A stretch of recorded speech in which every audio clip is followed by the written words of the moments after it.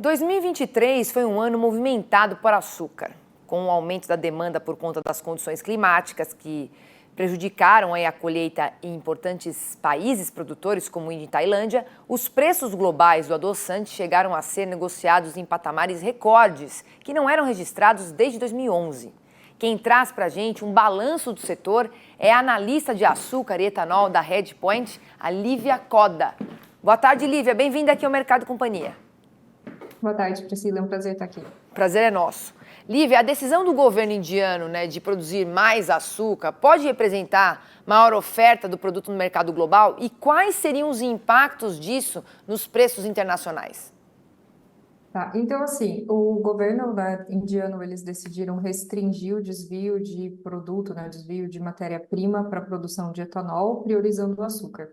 Essa decisão, ela vem de encontro com os estoques extremamente baixos que a gente tem visto no país. Então, ela está mais voltada a uma estratégia para estocar, aumentar os estoques de açúcar durante essa temporada e, assim, controlar os preços domésticos, do que, de fato, com uma estratégia de exportação do país. Pelo menos é a nossa visão por hora. Então, a gente não acredita que essa restrição vá trazer mais disponibilidade para os fluxos comerciais, mas sim, em termos de balanço global, o fato de se produzir mais açúcar dá sim um certo conforto em termos, de balanço. Você tem mais produtos sendo produzido. Ele vai ficar no estoque indiano, mas ele vai estar disponível. Então, a princípio é baixista, mas não é extremamente baixista ao ponto de se esperar que a Índia vá exportar durante essa safra. O que adiciona, a queda dos preços é que alguns players no mercado tinham como uma possibilidade que a Índia se tornasse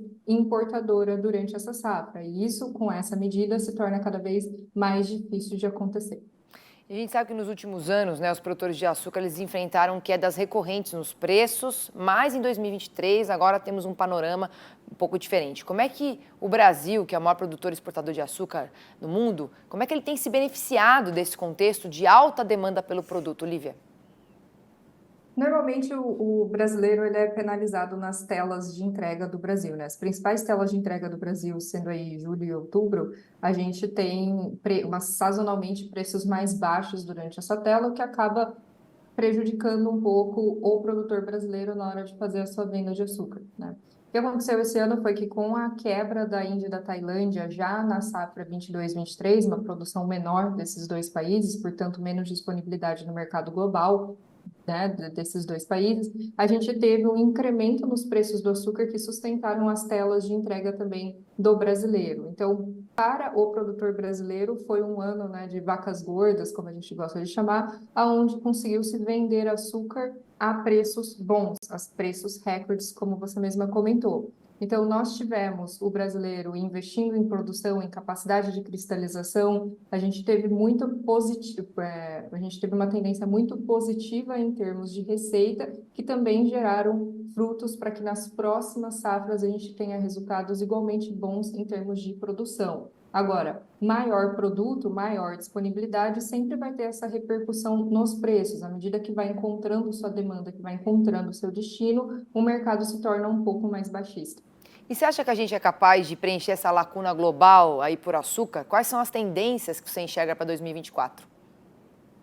Então, a gente tem essa tendência de aperto no mercado global por conta do hemisfério norte, por conta dessa precificação, inclusive, que a gente já teve no mercado, de que a Índia e a Tailândia vão ter safras muito aquém do que eles já conseguiram no passado, durante 23, 24, outubro, setembro. Mas a gente tem o Brasil aí vindo com um número recorde, já bateu o recorde de produção ainda em novembro, em termos de superou 40 milhões de toneladas ainda em novembro produzidas. Então, a gente tem sim uma perspectiva de que a gente vá atingir valores ainda maiores até o final da safra, 41,8 milhões de toneladas produzidas, né? A gente tem de expectativa. Isso traz para a gente um belo de um conforto quando a gente pensa em fluxo comercial, porque o período de déficit que a gente teria e tem ainda previsto no primeiro trimestre de 2024. Porém, se o destino, dado que a gente tem toda uma perspectiva de que o Brasil vai ter uma segunda safra de recorde em 24 e 25, né, que vai ser também uma safra muito positiva para o produtor brasileiro, ainda mais com mais capacidade de cristalização, ou seja, de produção de açúcar.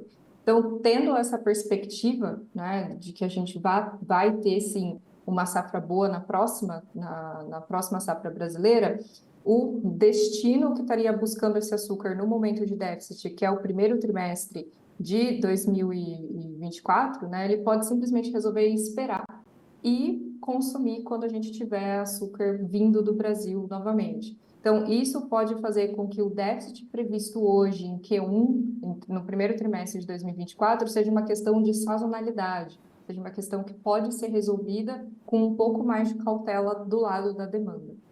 E falando agora de etanol, né? Porque de acordo com a Única, Lívia, na região Centro-Sul, a gente cresceu 40% na segunda, a produção de etanol, né? Cresceu 40% na segunda quinzena de novembro. E no mês passado, as vendas de biocombustíveis, elas saltaram aí 16%. Como é que foi a demanda de etanol para 2023 e se há uma perspectiva, aí, na sua opinião, de aumento na demanda em 2024?